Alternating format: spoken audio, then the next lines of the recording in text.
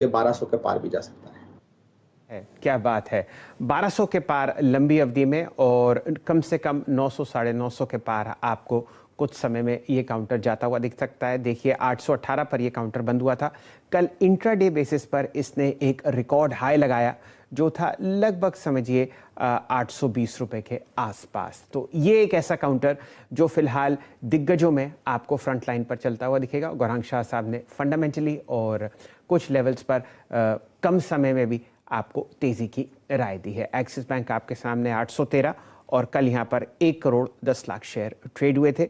5 दिन की एवरेज से लगभग समझिए आप 40% ज़्यादा। चलिए चर्चा को आगे बढ़ाते हैं और अब ध्यान देते हैं उन खबरों पर जो आपको आती हुई दिखी बाजार बंद होने के बाद। आशीष जी हमारे साथ स्टूडियो में जुड़ चुके हैं और डायरेक्टर साहब प्रस्तुत करेंगे L&T इन्फोटेक का चार्ट। आशीष जी टिप्पणी करेंगे कि नतीजे किस तरीके से आए। आशीष जी ये बताइए कि ये कोई आपके और नीरज जी के बीच में समझौता है कि जो नतीजों वाली कंपनी आएंगी टेक तरफ से, मेटल तरफ से, आईटी तरफ से, वो मेरी होंगी और दूसरी वाली उनकी होंगी? नहीं नहीं, वो आप अड्डा तक शाम तक बैठाते हैं। हाँ। वो सारे फ्लैश देख लेते हैं और पहले डाल देते हैं टीम अच्छा। में। तो जो बचता है उसके बाद का वो मेरे पास आता है। लकीली एलटीआई मेरे पास आ गया था।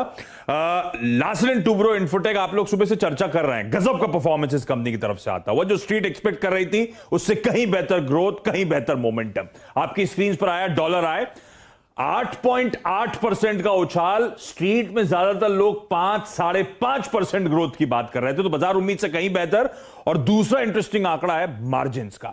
मार्जिन्स 80 बेसिस पॉइंट्स बढ़े। स्ट्रीट एक्सपेक्टेशंस थी 16.8 की, आए 17.2 पे, यानी कि उम्मीद से कहीं बेहतर। और इस बार आईटी कंपनीज की हाईलाइट रही है। रेवेन्यू मोमेंटम तो पिछले क्वार्टर में भी स्ट्रांग था, इस बार उन्होंने अपने सप्लाई साइड प्रेशर्स को बहुत अच्छी तरह से कंट्रोल करा या मैनेज किया, वो ज्यादा बेहतर वर्ड होगा।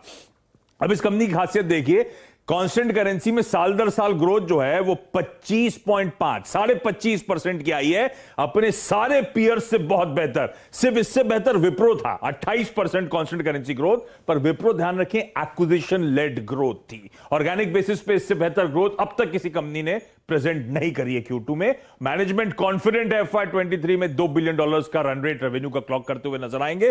थम्स अप है एलटीआई यानी कि L&T इन्फोटेक के नंबर्स को। ऐसा करते हैं आशीष जी, यहाँ पर हमारे साथ आशीष चतुर्मोता साहब जुड़े हुए हैं। एक राय L&T इन्फोटेक पर उनसे ले लेते हैं। आपको खुद ही पता है कि बहुत ही लंबी अवधि से हर डिप आपने L&T इन्फोटेक में आशीष चतुर्मोता साहब की तरफ से खरीदते हुए देखा है। बहुत बढ़िया पैसा यहाँ पर इस काउंटर ने टेक्निकली और ऑफ कोर्स लंबी अवधि में बना के दिया है जी। चलिए मानस जायसवाल साहब को ये प्रश्न प्रस्तुत करते हैं। मानस जी आपके सामने 5,905 L&T इन्फोटेक, बताइए क्या कीजिएगा? देखिए L&T इन्फोटेक की जहां तक बात है, अगर आपको कुछ हफ्ते पहले का याद हो ट्रेडिंग, तो मेरे ख्याल से वहां पर प्रॉफिट बुकिंग देखने को मिली थी। एक बेरिश पैटर्न वीकली चार्ट बना था, उसके बाद से स्टॉक कंसोलिडेट हो रहा था। हालांकि अभी फ्राइडे के सेशन में एक बाउंस बैक देखने को मिला, लेकिन स्टॉक सस्टेन नहीं हो पाया।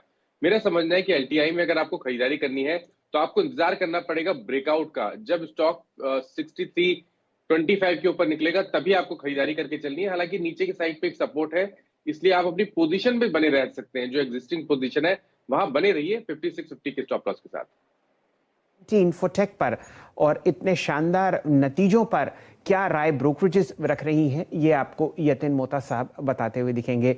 यतिन जी, कुछ प्राइस टारगेट्स अपग्रेड हुए क्या? बिल्कुल हुए हैं शैल जी, गुड मॉर्निंग सबसे पहले। और जहां तक कि L&T इन्फोटेक का सवाल है, हालांकि यहाँ ब्रोकरेजेस वैल्यूएशन को लेकर चिंतित है, लेकिन सभी ने टारगेट बढ़ाया है। मॉर्गन स्टैनली का जो L&T इन्फोटेक पे कॉल है वो है 5,500 रुपए का। इनका पहले का लक्ष्य 5150 था, तो लगभग 350 से यहाँ टारगेट बढ़ा हुआ है। मॉर्गन स्टैनली का मानना है कि जो नतीजे हैं L&T इन्फोटेक के वो बहुत बेहतरीन है। और जहां तक कि एस्टिमेट्स का सवाल है वो बढ़ाने पड़ेंगे, क्योंकि डिमांड एनवायरनमेंट में काफी अच्छा सुधार हुआ है, लेकिन वैल्यूएशन के लिहाज से इनको लगता है थोड़ा बहुत स्टॉक महंगा है। जैसे कि माइंडट्री का हाल है, वैसे L&T इन्फोटेक का हाल है। ब्रोकरेजेस जो है टोन जो है पॉजिटिव है, लेकिन जो वैल्यूएशन है उसके हिसाब से यहाँ वो कोई बड़े बदलाव नहीं ला पाते हैं। सिटी का भी जो प्राइस टारगेट है वो है अब लगभग 5200 रुपए के आसपास। यहाँ भी लगभग 500-600 रुपए से इन्होंने अपना टारगेट बढ़ा दिया है। इन्होंने जो ईपीएस यानी जो आय की अनुमान है यहाँ भी बदलाव किए हैं लगभग 5% से करंट ईयर के लिए। और क्लियरली इनको लगता है कि जो जिस हिसाब से ब्रॉड ग्रोथ हुई है कंपनी के हर सेगमेंट में, हर वर्टिकल में, खास करके BFSI और small and mid size deals के हिसाब से, वो सराहनीय है। और कहीं ना कहीं आगे चलते हुए आपको एबिट मार्जिन में भी इंप्रूवमेंट होता हुआ दिखेगा। प्राइसेस ब्रोकरेजेस के हिसाब से फंडामेंटल से थोड़े परे हैं और इसलिए आपने यहाँ पर कुछ डाउनग्रेड्स आते हुए देखे हैं।